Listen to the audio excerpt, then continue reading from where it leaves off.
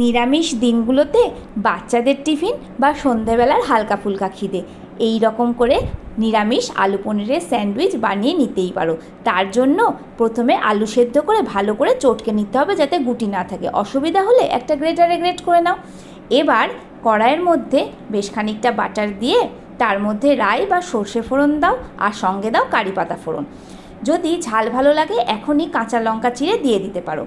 এবার এর মধ্যে গ্রেট করা গাজর দিয়ে একটু নাড়াচাড়া করে ছোট ছোট কুচিয়ে রাখা ক্যাপসিকাম দিয়ে দাও। আবার একটু নাড়াচাড়া করো, লবণ আর গোলমরিচের গুঁড়ো দিয়ে দাও।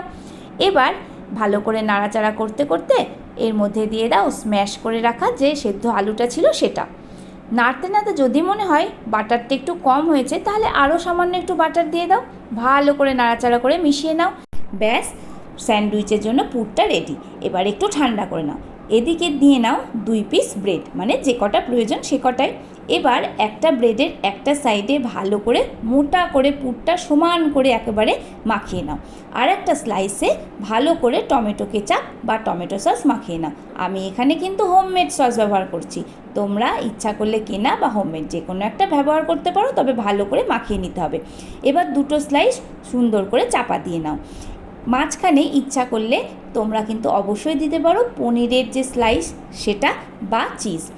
এবার একটা তাওয়া গরম করো, তার মধ্যে সামান্য একটু বাটার দিয়ে পুরো স্যান্ডউইচটাকে বসিয়ে দাও সেঁকার জন্য। যে উপরের সাইডটা সেটাতে ভালো করে বাটারটা মাখিয়ে নাও। এবার উল্টে দাও। দেখো এই সাইডটায় একটু অল্প বাটার প্রথমে দিয়েছিলাম, তাই অল্প বাটারে অল্প শাঁকা হয়েছে, তাই বাকি কর্নারগুলো ভালো করে বাটার মাখিয়ে দাও।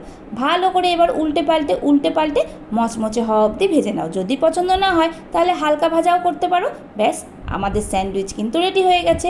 এই এক পিস স্যান্ডউইচে কিন্তু বড়দেরই পেট ভরে দেবে, ছোটোদের তো কোনো কথাই নেই। এবার ইচ্ছা মতো পিস করে নাও। বাচ্চাদের টিফিন কোটো যদি ছোট হয় তাহলে 4 পিস করো। এবার র্যাপিং পেপারে মুড়ে টিফিন কোটোতে দিয়ে দাও। দেখবে টিফিন কোটো একেবারে সাফ করে বাড়িতে আসছে। কেমন লাগলো ভিডিও? ভালো লাগলে কিন্তু অবশ্যই একটা লাইক দিও।